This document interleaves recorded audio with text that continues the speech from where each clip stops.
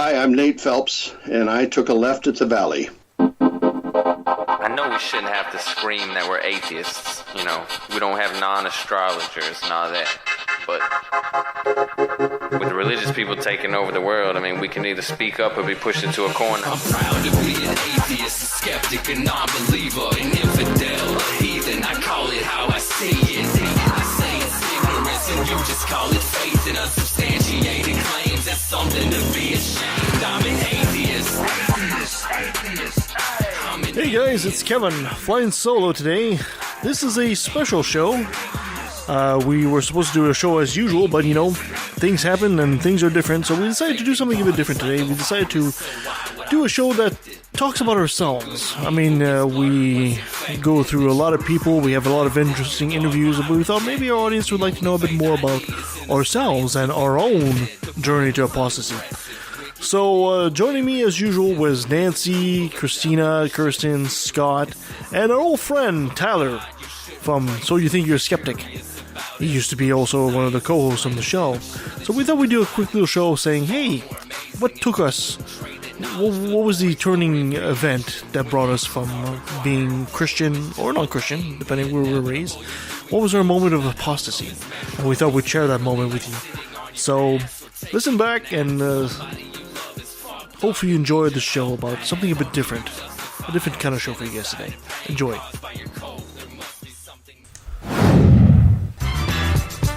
Oh, I like the music. Polyester and guns.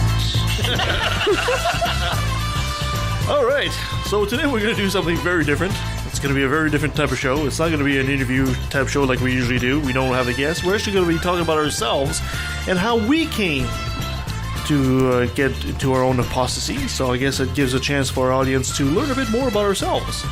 So I guess I'm going to start with our kind of in-studio guest, Tyler. Tyler, tell us a bit more about how you came to be.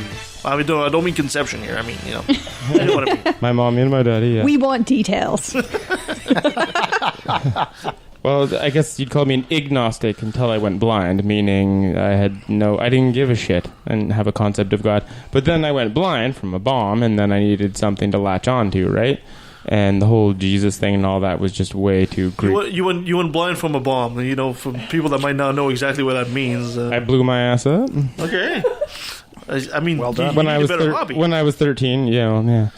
But then I need something to latch onto, and the Jesus stuff and all that was just way too like Greek mythology, like I was saying. So I went down the New Age spiritual quack stuff. You guys know You guys know Neil Donald Walsh at all? No. I've never heard of him. He wrote Conversations with God. He claimed to have written down on a paper, and then God responded to him. We've heard this story before. I think you have to destroy Horcruxes, not write to them. I thought the same thing. Yeah, it's too bad God didn't give him any information corroborating things, you know what I mean? No. So that's what changed my mind. But really what actually changed my mind was I found The Believing Brain by Michael Shermer and the Wikipedia list of logical fallacies.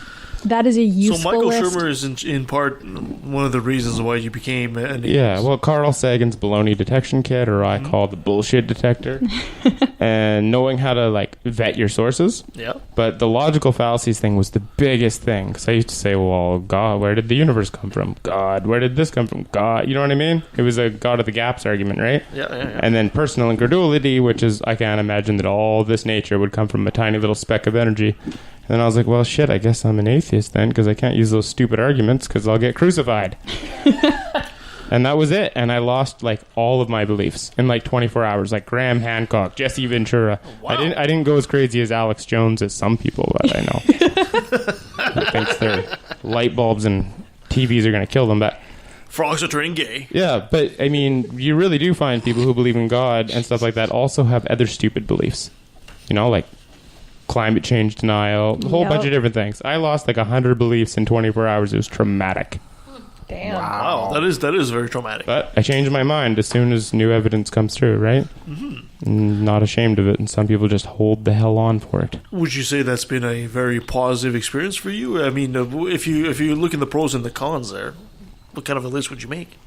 Yeah, no, I mean, it was a crutch, but I didn't really need it anymore, and I care about what's true, right? Mm-hmm. So the only issue that I really have is that, you know, like a lot of people, I don't really want to die, I kind of want to, wake up in the Matrix and be able to do it all over again. But I realize that I'm not going to care because I'll be fucking dead. So it's not going to matter anyways. But it bothers me now. So that's pretty much it. I didn't do the religious thing. I just couldn't get sucked into it. I'm like, okay, yeah. You were just sucked into the woo-woo side of things. Yeah, because it wasn't as stupid, and the god wasn't a dick. And he was also male and female because it was audiobooks. It switched back and forth between male and female. And when I was a kid, I have to forgive people, therefore I'm going to become human, torture, and kill myself. That does not sound like a good idea. Yeah, there's something weird about the idea of... Yeah, I was like 10, like, okay, that's stupid. That doesn't make sense. Were your family religious growing up? Yeah, my dad and my mom, Christian. My mom just became a yak recently. A yak. Young Earth creationist. Oh, those are fun. That's my parents as well. Yeah, I'm gonna track that guy down, Larry Dye, the creationist guy, and get him on my show and destroy him. Good.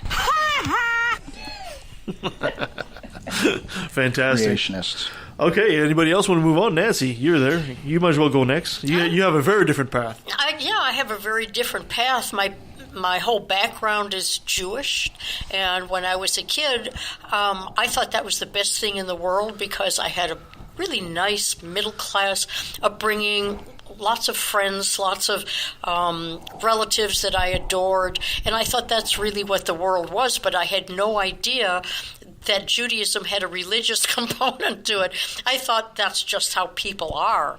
And so as I grew older, there was no God in our life. We observed the holidays, but most of the holidays I thought were built on myths that proved a point that had to do with morality or had to do with life in general. And so I never took it seriously, other than the fact that if people want to believe in a God and that makes them feel more tied into the universe or gave them strength in their beliefs of being kind to each other or doing something with their life, that was fine. But I've never had a personal concept of what it's like to believe in God. It's like, do I believe in the Easter Bunny? Do I believe in the gingerbread boys at Christmas? I understand intellectually, and of course I relate to other people that feel that that's either a blessing or a curse in their lives. But I've never been anything but secular. I've had lots of different religions in our family. We've had Catholic, we've had Protestant, but until I got really to college, there was no intrusion of any kind of religion in our life. I was born in Chicago, and people had their own religions. They went to their own church, but it wasn't a point of contention. It wasn't a point of discussion. It was a point of interest. Oh, you go to the Lutheran church. Oh, you go to the Catholic church. And Wait a minute. Yeah. You said you were born in Chicago? I was born in Chicago. So maybe you could put this to rest. Do they really have the best pizza?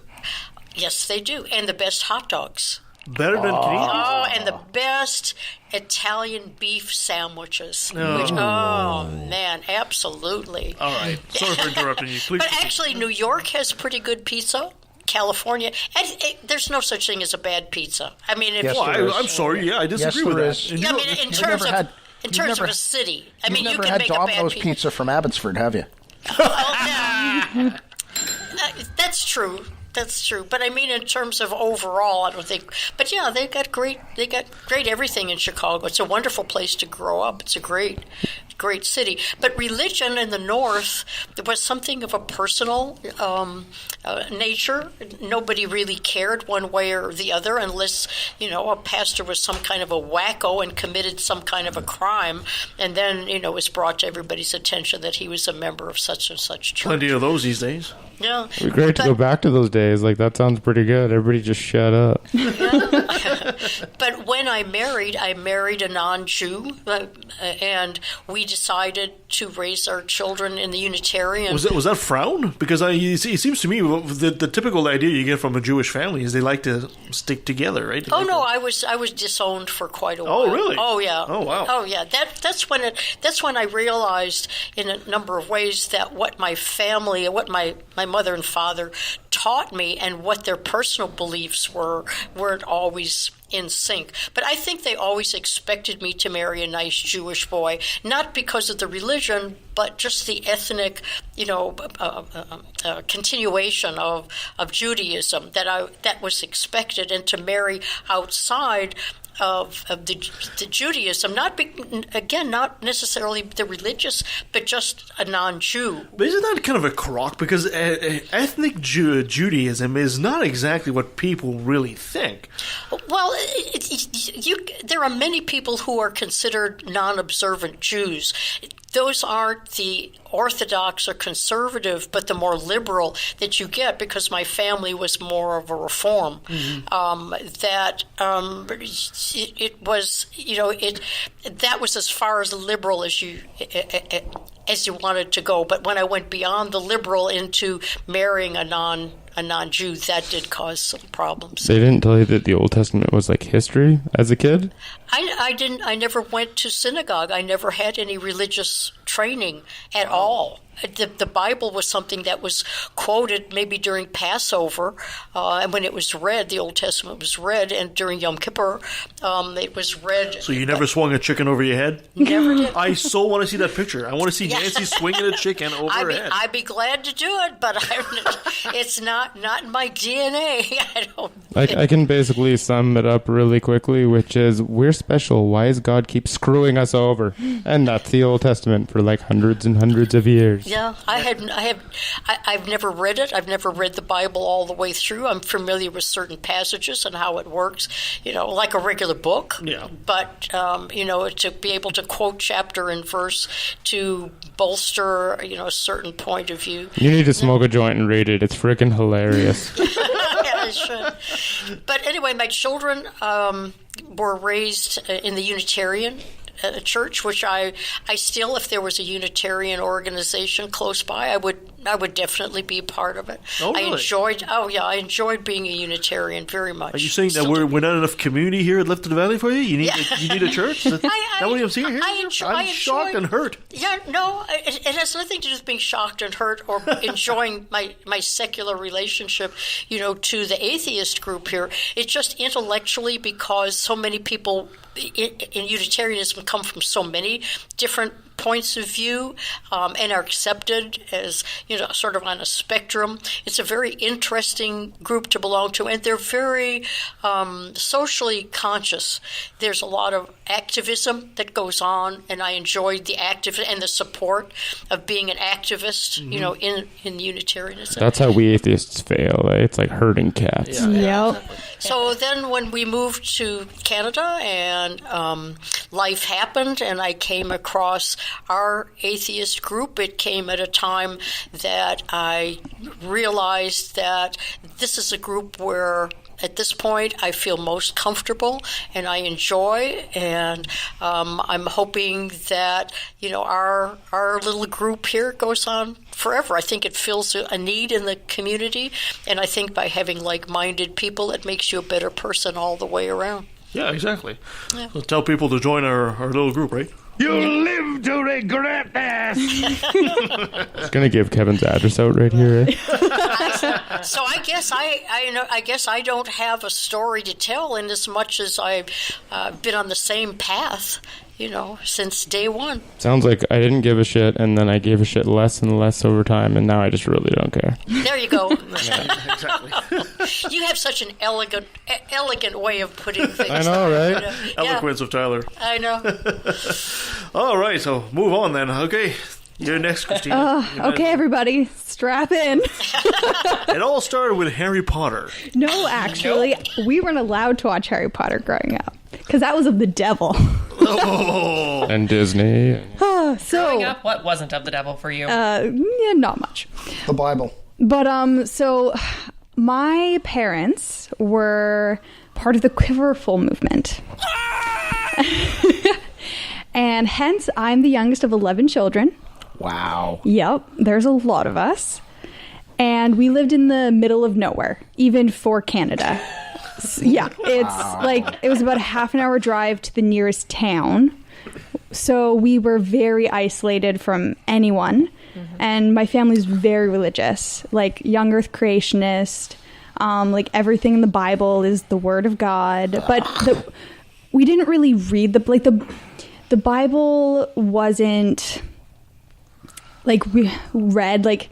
Okay, so another aspect of growing up religious is my father, who was the more religious parent. He had two strokes and one seizure when I was 7 years old. Ooh. And it paralyzed half his body. So he couldn't really move. He wasn't able to be the quote unquote head of the household anymore. Mm-hmm. So thankfully for my sanity, we didn't have to do 6 a.m. Bible studies anymore. Oh, jeez. You had to do 6 a.m. Bible studies? Well, for you, that must have been hell. I was so young that I really missed out on a lot of the religious stuff. So for me, growing up, it was very much, we went to church when we could, and we, Bible stuff, what is it? Like in the summer, you did like the week of whatever it's called, I forget, where you go and get indoctrinated. Camp? Yeah, but VBS, Vacation Bible School. Oh, I remember doing that. But one thing that was constant in our house was my parents would play like YouTube videos of like Alex Jones and Alex Jones, my God. And nothing was like looked at critically. It was like, okay, this person is talking and they're on like internet and they sound like they know what they're saying, so we believe everything they say. This also happened with a young earth creationist, Kent Hovind, who I thought was like the most awesome person ever growing up. Because I'm like, You thought Kent Hovind was the most incredible person growing up? Hold on. Oh, I know. I gotta put this. I was a sad child. So I didn't even realize like other people believed other things until how old? I would have been probably like 13, because also I was homeschooled. Wow, this just gets better and better. Not entirely, or we would never have met. Well, I went to kindergarten, and then that's where I met Kirsten. But then my parents pulled us out, and I was homeschooled until grade 5. But even then, I didn't even realize that other people believed other things, because I didn't really talk about religion. I just assumed everyone believes in God, because God's real. And sorry, Kirsten's cracking up over here. I was going to say, you talked about Daniel Jackson. Hey, shh. And then growing up, everything was about how your life is going to serve God, and how like the only option is to give your life to God. And I never even questioned it. Not even like an inkling of a thought of that it might not be real.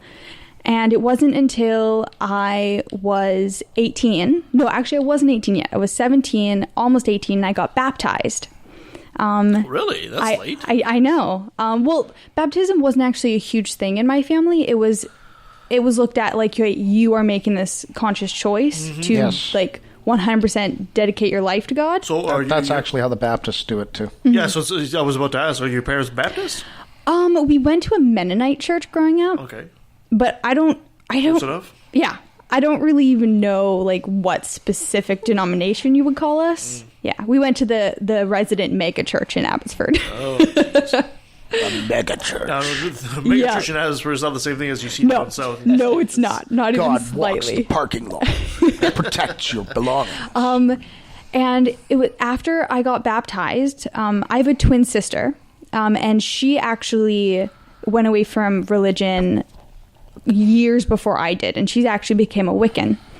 And so we would have long conversations where I was trying to like tell her how amazing God was, and she was like playing me clips from Seth Andrews being like, just listen to this.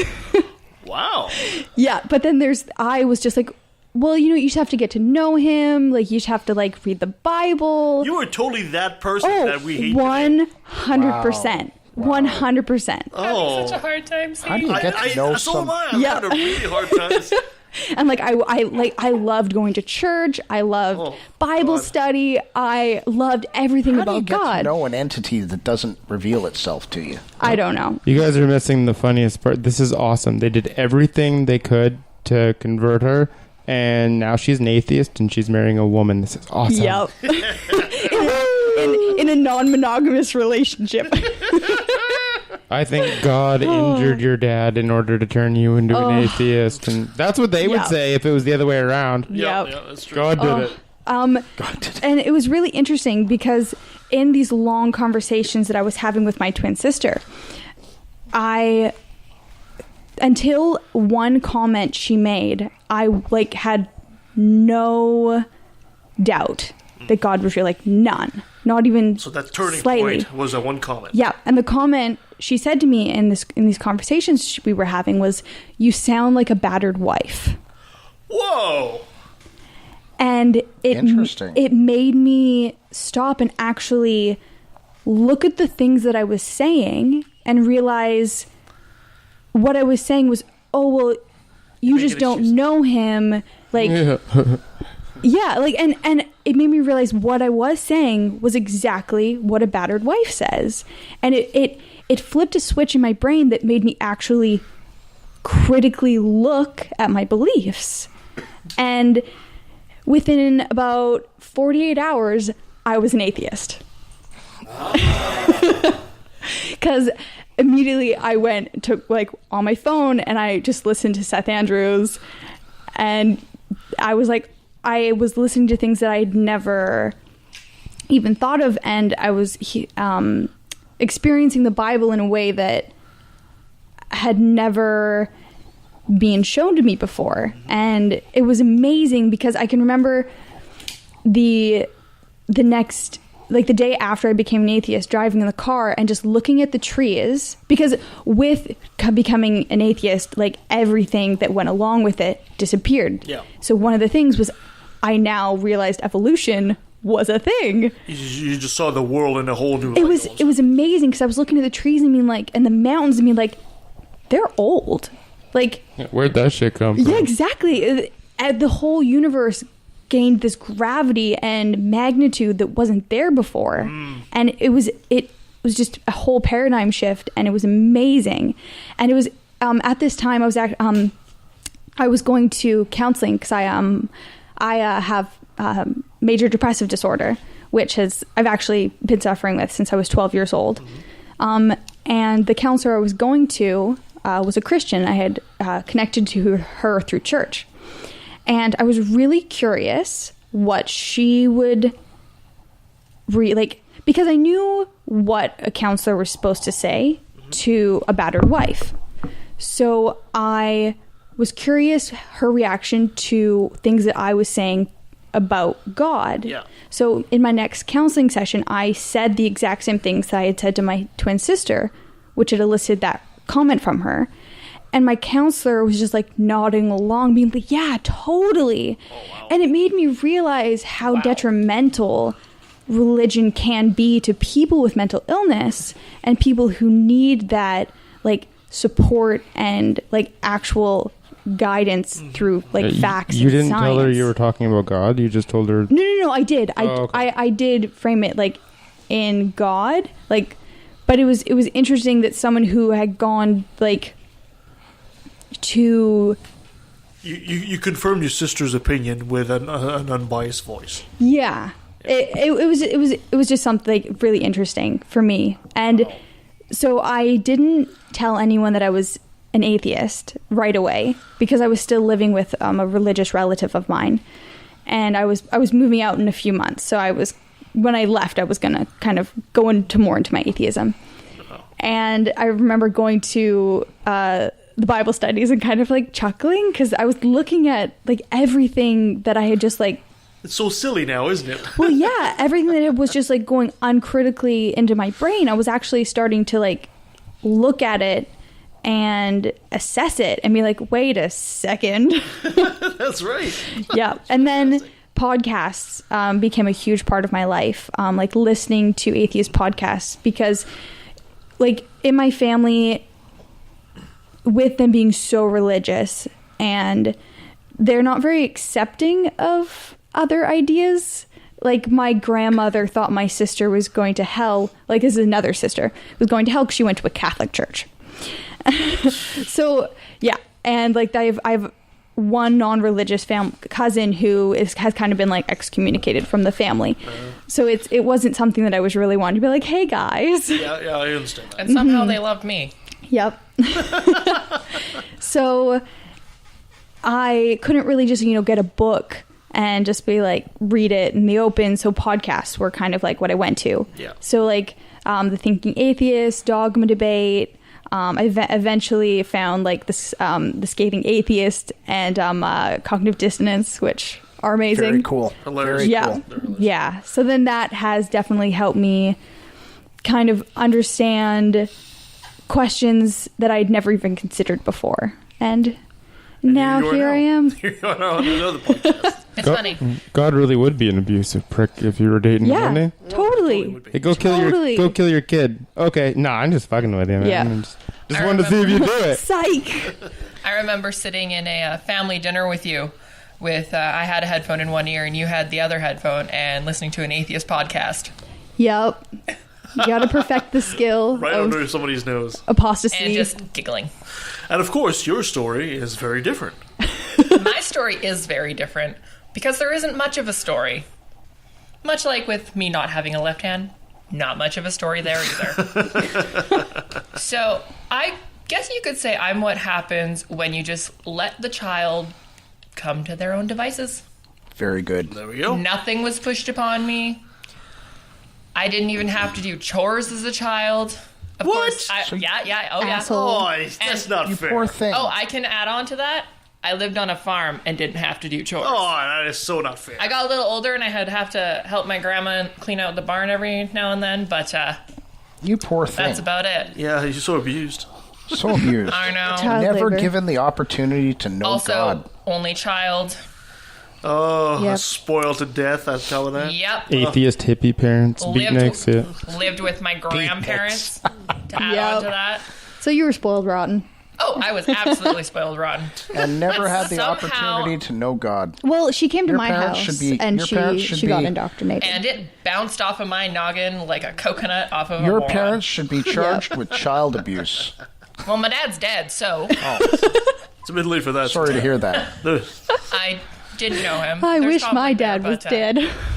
Yeah, our plan didn't work, did it? So, yeah, I guess that's what happens when you just kind of let the child come to their own devices. So even as a kid, you didn't see some children that were playing with you try to bring you into the fold or anything like that? Nope, and was over at Christina's house many times. So when Christina discovered that she was an atheist, like 48 hours, and you were going over to the house and having dinners and being exposed to all of when it, this happened, did I you- was living in the Okanagan. Oh, And okay. she didn't tell me when she left. I was depressed, okay? Leave me I alone. know, I forgive you now. Okay, so no, I was wondering whether or not you were influenced by her religious parents and took on any of that, or you just sort of stayed more secular regardless of what her family believed. I don't think any of that really influenced me that much. It's just, intellectually, I think I'm a lot better now. As a child, I could say I was book smart as a child. Aside from that, maybe emotionally not that smart. I also didn't really like people coming over very much because my mom was a hoarder. So it wasn't really like, yeah, friends, come over to my house. I was one of the few. Yeah. Wow. But even then, you only came over a few times. I didn't care about that either. Yeah, true. What's that saying? Religion is like a penis. It shouldn't be exposed to children. Yeah, or shoved down your throat. Yeah, so there you go. That's the solution. You guys can tell your kids about religion not till they're 18, and then religion will be gone. That would But be yeah, nice. the extent Very of cool. religion is in my family is maybe my great grandmother. Oh, wow. I remember being told that my mother was disowned for having me out of wedlock, and feeling no repercussions for that. That's about it. Huh. Okay. I have a Christian cousin. Makes it pretty simple. Not a big...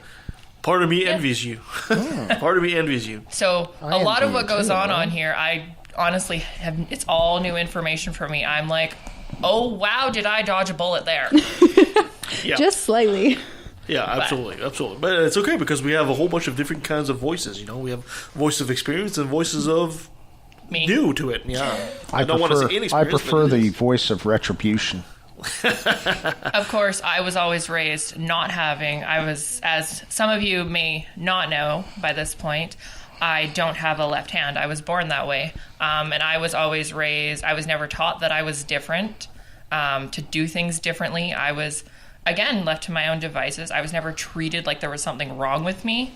It was always... I always have figured out a way to do things, and now even my family and my fiance quite often forget that I only have one hand. Yep. I'll sometimes just be like, wait, what? It's kind of a compliment in a way because they're not treating anybody any different than anybody else. Yeah. So I think all children should be raised that way. You are who you are. You make the most of who you are, and you're supported 100%. Exactly. Is that so difficult? When people ask about your hand, just say Iraq. Everyone tells me to make up a really fun story about it. I try to convince her to say like a bear mauled it or something. Shark. Just make up a new story every time. Yeah. Hilarious. Well, that's what I would do. You're talking to somebody who's been probably less than 10 feet away from a wild bear, so that's very we live in the possible. country. Everyone where we live has been 10 feet away from a bear. I just tell There's people. one on the balcony right now. Exactly. I just tell people I went blind from masturbating too close to the television. Oh my god, that's amazing.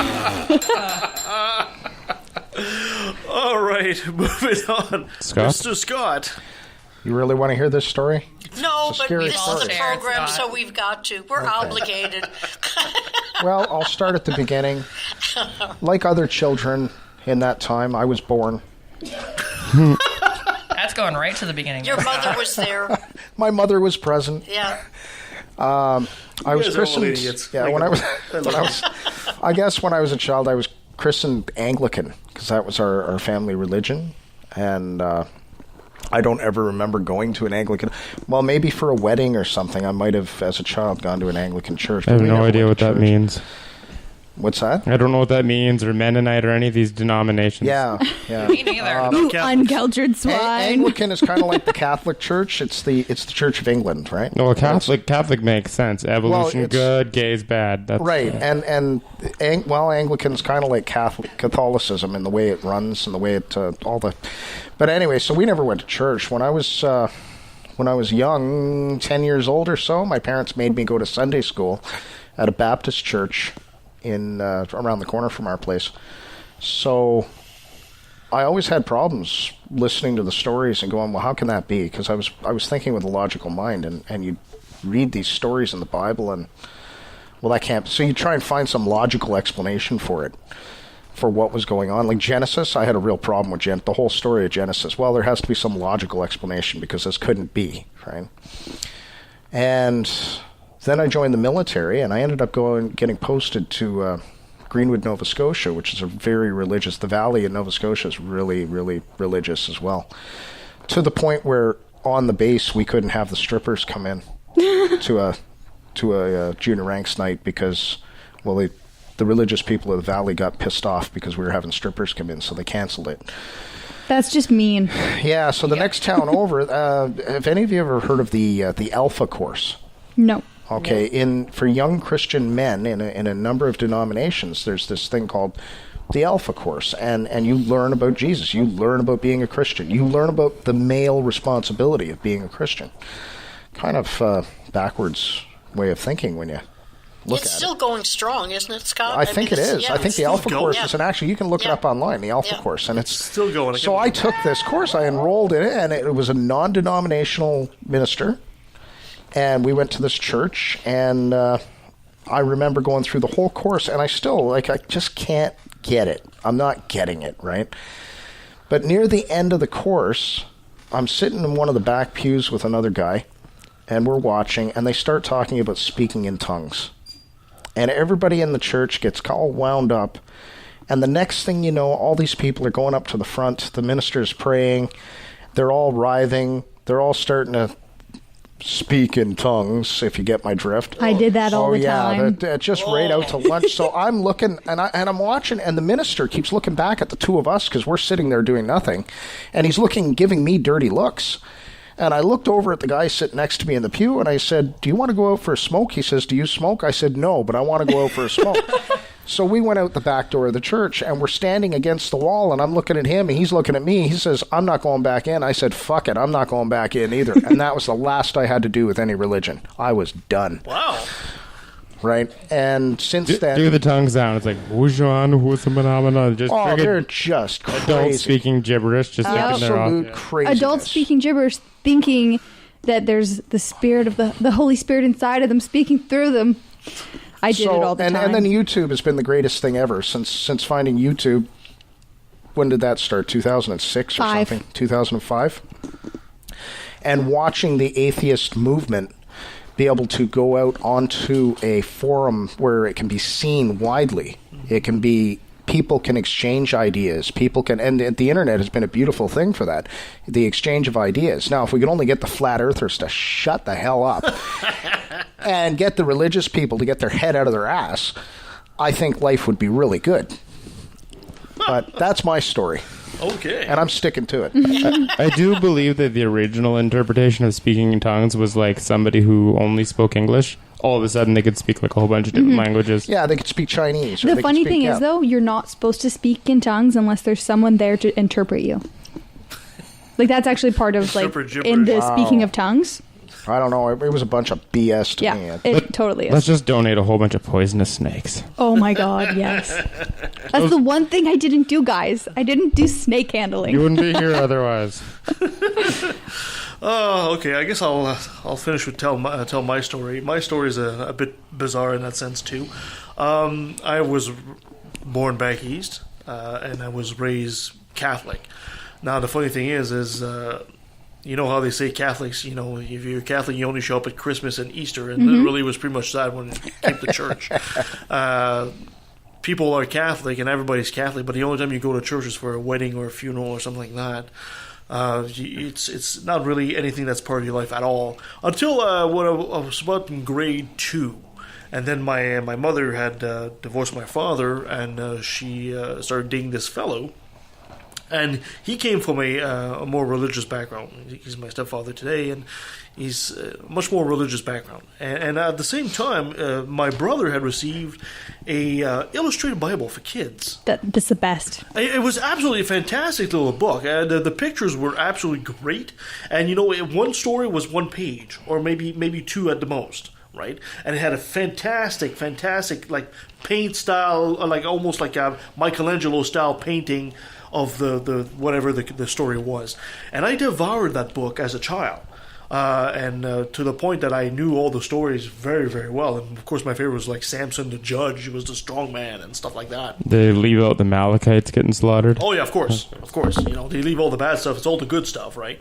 To the point that my mother was actually seriously thinking at that point that I had a future in theology at some point. She actually, for the longest time, thought I would become a priest. But it had nothing to do with religion. It had to do with the pictures and the text. And it was the whole thing was mythology, and people were telling me it was real at the same time. It was the stories of monsters and heroes, and you know, it was like Greek mythology. But North mythology is so much better. And they were telling me that all this was real.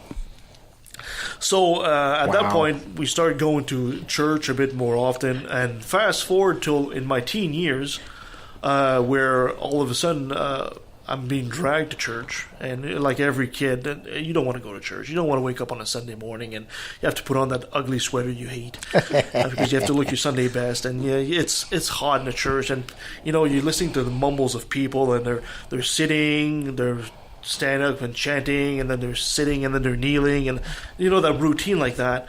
And then at some point I started looking around, and it all sounded so robotic to me. It sounded so rehearsed, so there was no passion in the singing.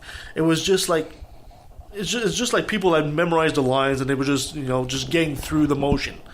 And I noticed that, and that made a huge impression on me. It made a huge, huge impression on me. And I started looking around and thinking, none of these people actually believe this, you know? And that stayed with me. So that kind of began my apostasy. A bit further on, still in high school, the first Kuwaiti War started to happen. And Saddam Hussein at the time was invading Kuwait.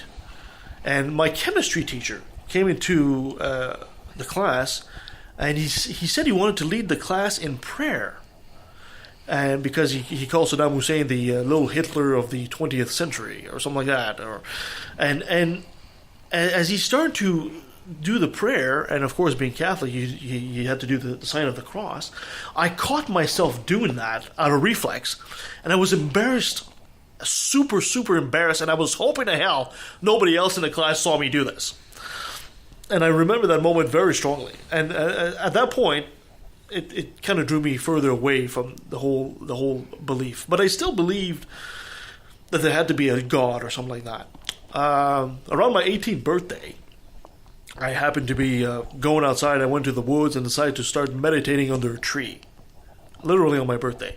And I had this, you just have these images in your mind, call them vision, call it whatever you want. And I had this image of an old dusty Bible, and out of the blue, that image in my mind shattered like glass. And then I opened up my eyes and I said, I don't believe this crap. But I didn't believe in Christianity at that point. That was my exit from Christianity from there. But I still had those beliefs, like Tyler said, the woo. I still believe in a lot of the woo. And I still there had to be some force in the universe like guiding. deism as like a transition, yeah. Yeah, and then I kind of flirted a bit with the occult a bit, and the paganism and that kind of stuff. Flirted a bit with that. I only became a full-on activist atheist fairly recently, actually, if you look at time-wise. When I moved to BC, I started doing a group called Cinema Politica. What we did is we used to take documentaries and show them to the public for free and try to bring in a guest speaker and talk about the subject at hand. And I thought it was an important message. And every time you were watching one of these movies, a lot of these movies, the theme was very similar. It was anti-capitalist. It was anti-industry in many aspects, and a lot of the problems. I do have a bit of a environmental streak to myself, environmentalist. So there was this. The culprit in these movies were pretty much always the same. It was always big industry, greed, people, the pursuit of money and all that. And I was thinking one day, and I was sitting down, and I said, what was the origin of that? Why is it always blaming the same kind of suspect? And then it came to my mind, as a lot of these companies, of course, especially North America, are Christians, started by Christian. And that one quote in the Bible at the beginning in Genesis says that man will have dominion over the creatures and dominion over the earth. And I realized, oh my God, is there a link there between religion and the way people treat their fellow people, their fellow man or nature? Excuse me. And I thought, wow, so I had to look further into it. So I started doing a bit of research, and then I stumbled upon Christopher Hitchens. I stumbled upon some videos of Christopher Hitchens, and that just blew it right open. I was watching YouTube, and I still do to this day, like every morning, and I'm watching these videos. And of course, all of a sudden, Dawkins comes in, and Harris comes in, and all that, and I said, oh my God, these are my people. These are talking exactly, they're having the same kind of problems I had with all of it. And after that, a couple of years after that, I found there was an atheist group. I was lamenting. I said, hey, geez, I wish there were some atheist groups out there I could go to. And there happened to be one in Abbotsford. It's like, holy crap. So then I became part of the Fraser Valley Atheist Skeptics and Humanists, and this is where I met Nancy. Yeah, I think you came, I don't know whether you and I came at the same meeting, or you may have come at one, sooner than I did. But when we joined the group, I think many of us had the same feeling as, oh my gosh, these are our people. And we immediately, around the table, our discussion group immediately formed this fantastic bond. Absolutely. And it was instantaneous, and it was like, this is my family. Absolutely. It has been, and it will be, a great, great part of our life. And then you saw Joel Osteen's mansion, and that just sealed the deal, eh? No. But what I did do is when I became part of the group, and I saw also the thing, like it's like herding cats and all that, and I thought to myself, how many more like me are out there thinking they're by themselves, and they're afraid. I wasn't afraid to come out and talk about it. I'm still not, but some people are, and they're in situations where they have a hard time. Excuse me. They have a hard time doing that. So then I started realizing, okay, where can I get more information? And besides YouTube videos, there was this podcasting thing that started happening. So then I started listening to some podcasts, and there were some shows out there, and I was listening to them, and I'm thinking, well, this show is okay, it's informative, but it really kind of sucks. I said, we can do something better than this. And this is how Left End Valley started. And of course, I didn't know nothing about nothing. And if you go back to some of our first shows, they are rough. They are totally rough. Didn't know anything about the sound level or anything. Some of the first shows are recorded mono, just to give you an idea. Yeah, but you had the courage to do it. Exactly. And you've grown with the responsibilities ever since. And the show has progressed over the couple of years we've been doing this, it's been getting better. And it's still rough, and it's still... yeah, it still is. It'll probably never get superb. It's rough in a more professional way. Yeah, exactly. Those were the first steps, and then it's still morphing into whatever we make it. And it's always it grows organically, and it will always grow. And some people have come and some people have gone, and and that's fine. Everybody brings something to it. Some people are willing to dedicate a lot to it. Others are just willing to be here and be a voice, and that's perfectly fine. I don't want to force anybody on that. But this whole atheism thing has taken me on a superb journey that. If I was to think that I had not taken those couple of steps, there's no way in hell I would have met people like Lawrence Krauss and Richard Dawkins and stuff like that. These are fantastic people. I want to know the argument that changed your mind about deism. Because nobody really mentioned the argument. You know what I mean? They said, I listen to Seth Andrews, or I listen to Christopher Hitchens. But what were the arguments? Because deism was obviously just going back a step, which is unnecessary, right? I learned about physics, and that's what made me stop being a deist. What made you stop being a deist? Well, when you believe that when you believe in a deistic God, you get to the point where you say, well, okay, it's not a theistic God like the Christian God that actually interacts with people.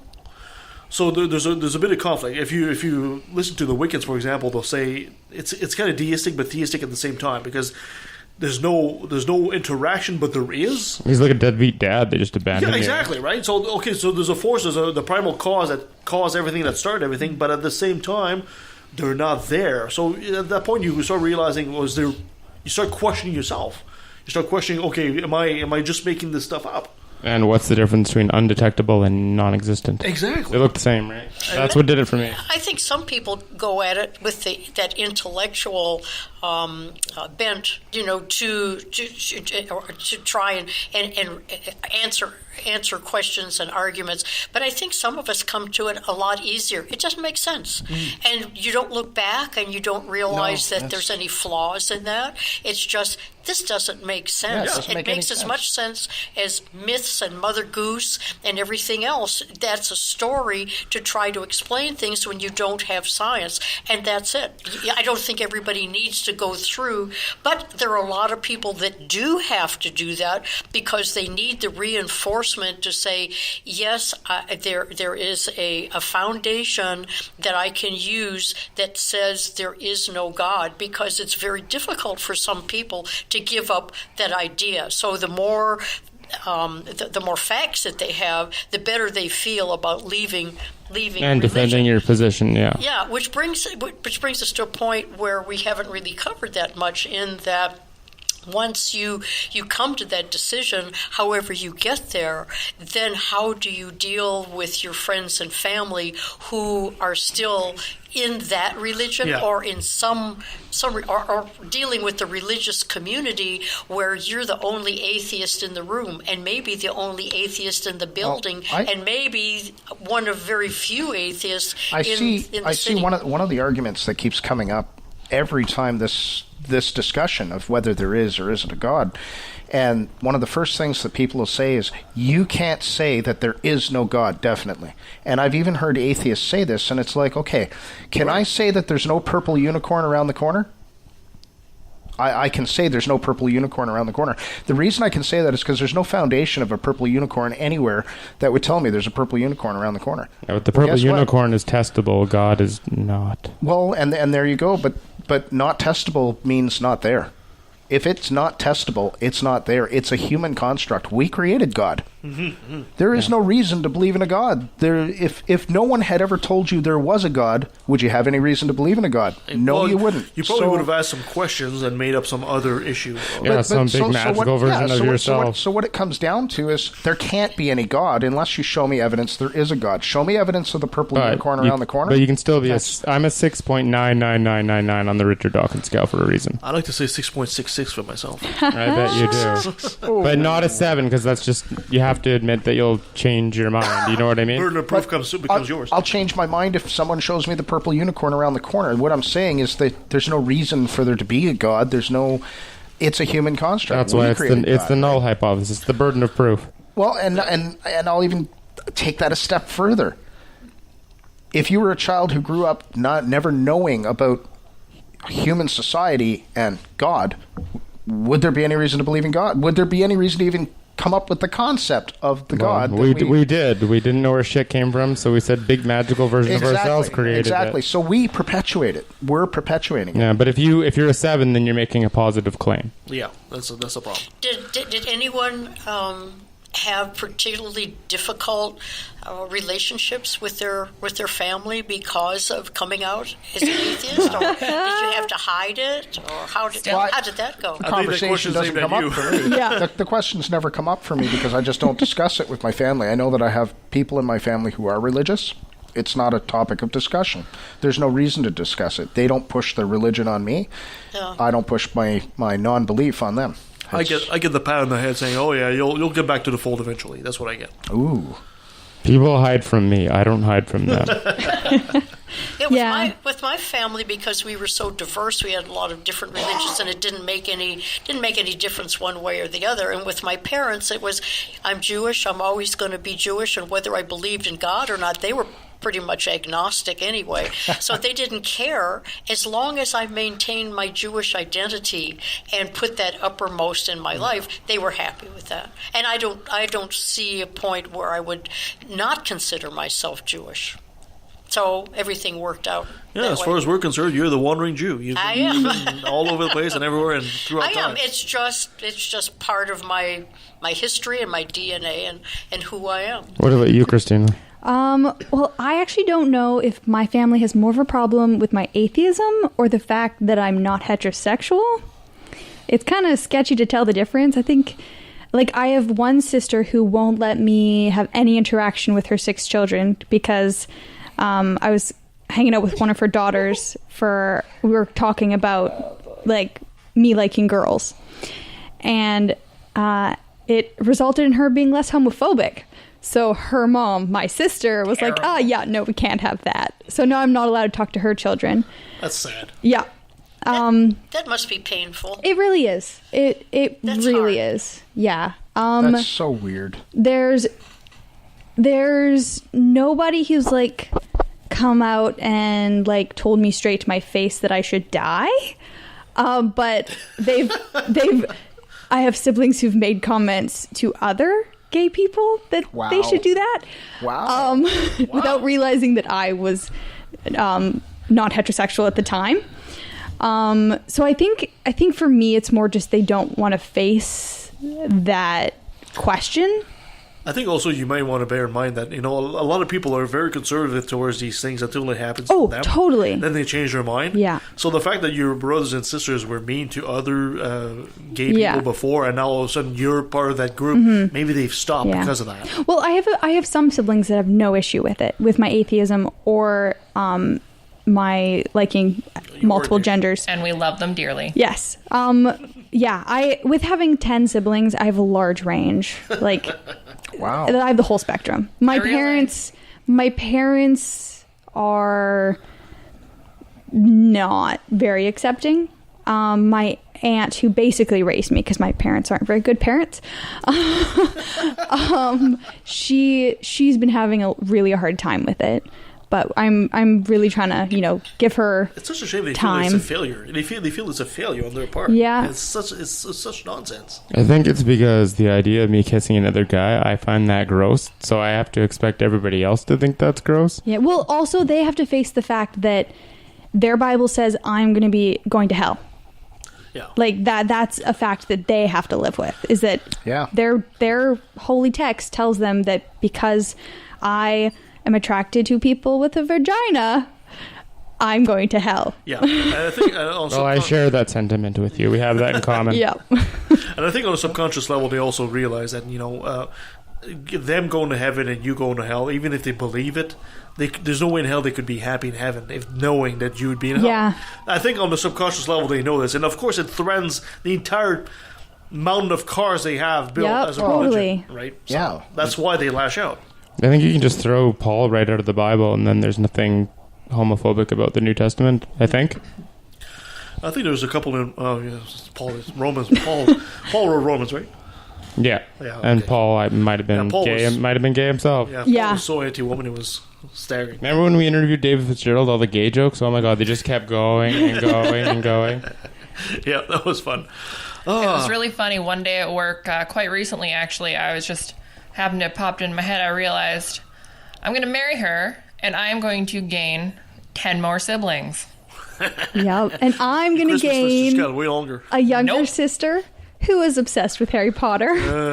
Now, So excited. Somebody who was raised as an only child, now going to having 12 siblings, because I met my two No, half siblings. 13. That's Oh, no, you're right. You're right. I'm marrying one of you. Oh my gosh, I'm bad at math, guys. Wow, you're really bad. I'm at bad at math. math. I guess that's how we'll end the show. And another cup of coffee for Christina. Guys, thank you so I much. worked nights last night, guys. And I made you coffee this morning, and so did Kevin. Yeah, Thank I you hate so lots much of for coffee. sharing your stories here on the show. I certainly appreciate that. You can follow us on leftinvalley.com. You can follow us at on Facebook or on Twitter at LATV Podcast. There's an email at leftinvalley@outlook.com. Tyler, you want to plug in your show while you're there? Yeah, if you want to argue with me while I'm drunk live with a whole bunch of other people, that's totally fine. I mean, there's the Facebook group, So You Think You're a Skeptic live call-in debate show, and we have lots of famous people. I have no idea why they come on the show. I It's probably fun. wouldn't. It's entertaining. That's why. Excellent. But trigger warning, go yourself. Excellent. Thank you so much, guys. Coming up, this is December already. My God, where has the year gone? Who knows? We'll be talking to the guys, Ian Bushfield and the boys from Politicos. We'll talk about politics, and it'll be interesting. Of course, on the 16th, we have Thomas Smith, Who's that? He's a podcaster. a famous podcaster. Yeah, I don't in know our any. tiny community. Serious Inquiries Only. I don't know anybody. And of course, on the 23rd, there'll be our Christmas special. And of course, on the 30th, we'll be doing the best. We'll be reviewing the best shows that we had all year, 2017. While we play a drinking version of Are You Smarter Than the Fifth Graders? We can Yes. do that, absolutely. And of Everybody course, likes my idea. I will not win, as exampled by my earlier math skills. and in the new year, we'll be talking to David Fitzgerald, who's coming back, and as well Michael Sherman and our old friend Damien Gillis. Remember Damien Gillis? They'll be coming to talk to us about the wild salmon and maybe the sights he had. Ooh. Okay. Looking forward. Good lineup as always. Now, is this Canadian? Are you smarter than a fifth grader, or American? Yeah, there's quite a difference There's in a big difference the educational there. system. I don't. I lose both. I lose both. I don't care. Either way, guys, thank you so much. Until next time. Oh, gay salmon. Yeah, they should just stop the gay salmon.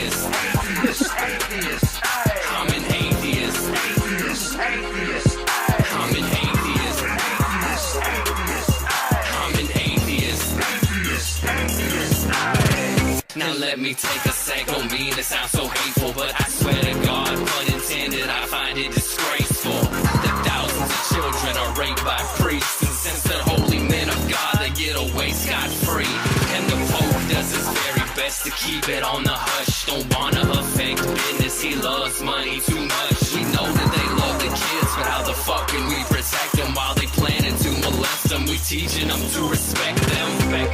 Fuck that. The system is broke down, working backwards, and the only action or tactic I plan to practice now is to attack them. The parties of God's hands are bloodstained, millions of murders by believers, and they're all in God's name. And let me take a sec, don't mean to sound so hateful, but I swear to God, pun intended, I find it disgraceful that many atheists are told to be quiet. You're not alone, speak your mind, time to let it be known.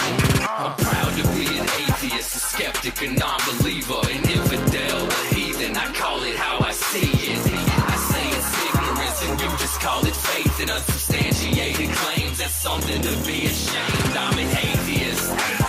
Atheist. I'm an atheist. Atheist. I'm an atheist. I'm an atheist.